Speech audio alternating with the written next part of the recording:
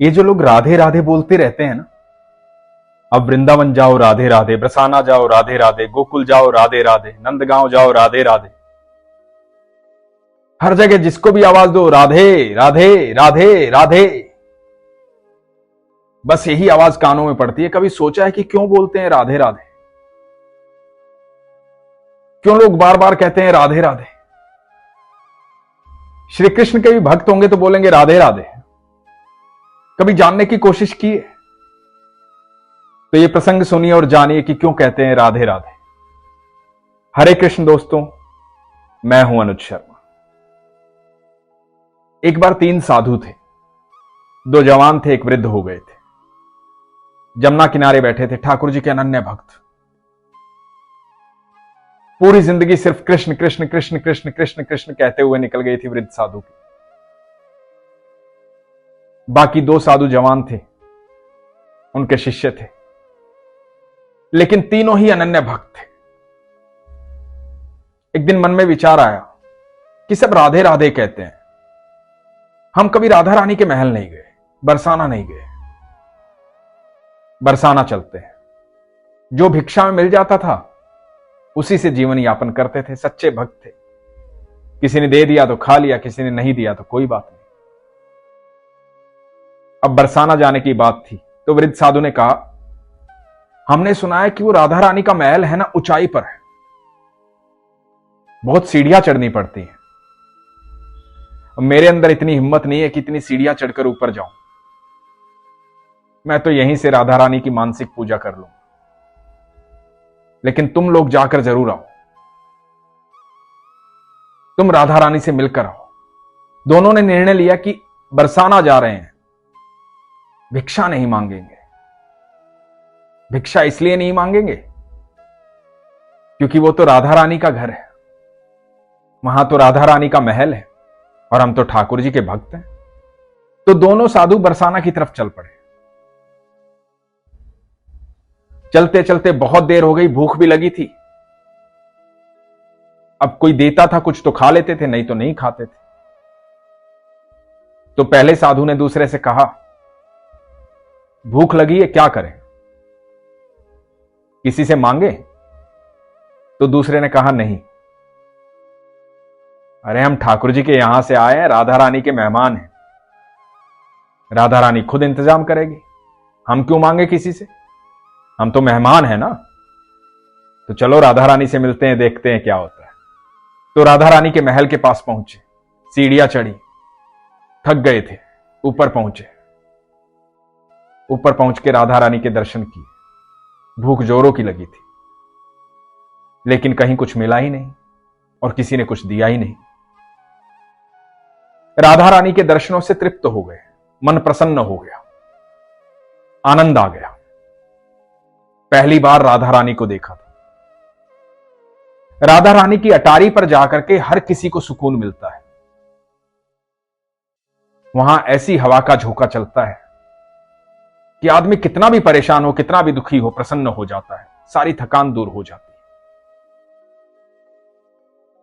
तो दोनों साधु अटारी पर आ गए, वहीं पर विश्राम करने लगे। रात्रि हो गई, दोनों भूखे पेट ही सो गए। इधर राधा रानी की सेवा करने वाले गोस्वामी जी को स्वप्न आता है। स्वप्न में आती हैं राधा रानी। राधा रानी कहती हैं, गोस्वामी जी, मेरे 2 मेहमान आए और वो भूखे सो गए मेरी ही अटारी पर। आपने इतना भी ध्यान नहीं दिया कि कोई यहां भूखा सो रहा है। तो गोस्वामी जी ने क्षमा मांगी। गोस्वामी जी ने पूछा कि राधा रानी, मुझे तो पता ही नहीं। राधा रानी ने कहा, जाओ उन्हें भोजन करो, मेरी अटारी पर सो रहे, भूखे पेट सो रहे। गोस्वामी जी हड़बड़ाकर उठे, अटारी पर पहुंचे, देखा 2 साधु सो रहे। दोनों साधुओं को उठाया, बोला, क्षमा चाहता हूं, आप राधा रानी के मेहमान हैं। तो साधुओं ने कहा कि नहीं, ऐसा तो कुछ नहीं है, हम तो आए थे दर्शन करने, थक गए थे, कल सुबह वापस जाएंगे। तो गोस्वामी जी बोले कि आपने कुछ खाया नहीं है, मैं भोजन की व्यवस्था करता हूं, आप आराम से बैठिए, मैं भोजन लेकर आता हूं। और गोस्वामी जी भंडारे में गए, प्रसाद लेकर आए, जो भोग का प्रसाद था, ला करके दोनों साधुओं को दिया। साधुओं ने भोजन किया, आत्मा तृप्त हो गई, मन प्रसन्न हो गया, राधे राधे बोलने लगे। गोस्वामी जी को राधे राधे किया, राधे राधे कर गोस्वामी जी चले गए। गोस्वामी जी बड़े डरे हुए थे, घबराए हुए थे, हड़बड़ाए हुए थे, क्योंकि यह शिकायत राधा रानी ने की थी। अब दोनों साधु वहीं अटारी पर फिर से सो गए। राधा रानी स्वप्न में आई। राधा रानी ने आके कहा कि कैसा लगा भोजन। दोनों के स्वप्न में आई और दोनों ने ही कहा कि बहुत अच्छा लगा, आनंद आ गया। मेहमान हो ना मेरे, ठाकुर के यहां से आए हो, कृष्ण के यहां से आए हो, भोजन में आनंद आया ना, कुछ और व्यवस्था करनी है? तो दोनों साधुओं ने कहा कि नहीं महारानी, आपके दर्शन हो गए, आपको देख लिया, ये सब स्वप्न में चल रहा है। तो राधा रानी ने कहा कि गोस्वामी जी भूल गए, भोजन के पश्चात पान नहीं दिया आपको।